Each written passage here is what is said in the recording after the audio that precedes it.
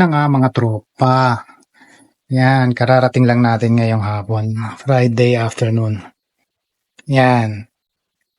Kung mapapansin nyo yung mga pakpak nila, medyo nakatiklop na. Pang ilang araw na ba nila ngayon? Siguro mga pang 7 or 8 days na nila mula nung pinutulan natin sila ng primary flights sa pakpak nila. Ayan. Nung naputulan natin, ayan, tulad niyang puti na yan, oh. Ayan, yan. Nakababa yung ano niya. Kumbaga, asiwa siya dun sa ginawa sa kanya.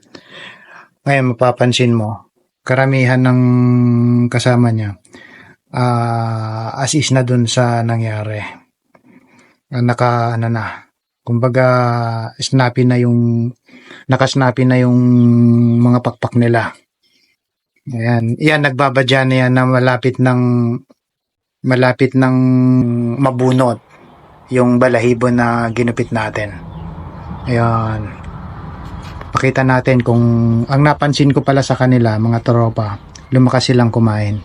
Pakita ko sa inyo.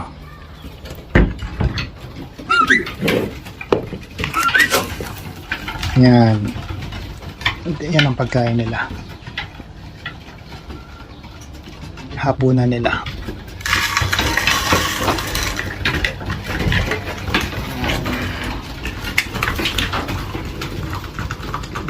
Yan. Yan palang panlaban nating ngayon darating na 2025. 7 piraso. Hoping tayo na madadagdagan pa sila. Kasi sa 2025 2 race ang sasagupain nila.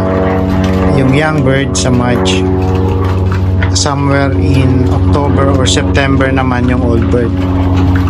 Yan. Kaya eto, sigurado ilalaro natin to ng young bird. Nga lang yung mga huling hahabol na, yung mga huling papisa natin, baka ilalaro natin yon sa hindi na sila abot kasi December na bukas sa Makalawa. So 3 buwan hindi na nila kakayanin yan, unless na talagang malakas ang katawan nila. Pero itong 7 na to, sabak na to. Yan. Ayun ang status ng aviary natin. Yan. Diyan, hindi pa yari. Kaya hindi pa sila nakaka-ranging. Yan. Yan, napansin ko sa kanila mula nung ginipit natin yung pakpak nila. Lumakas sila sa kain. At mga tropa, yung brown na yan, kalalagay lang natin dito sa flyers lock natin.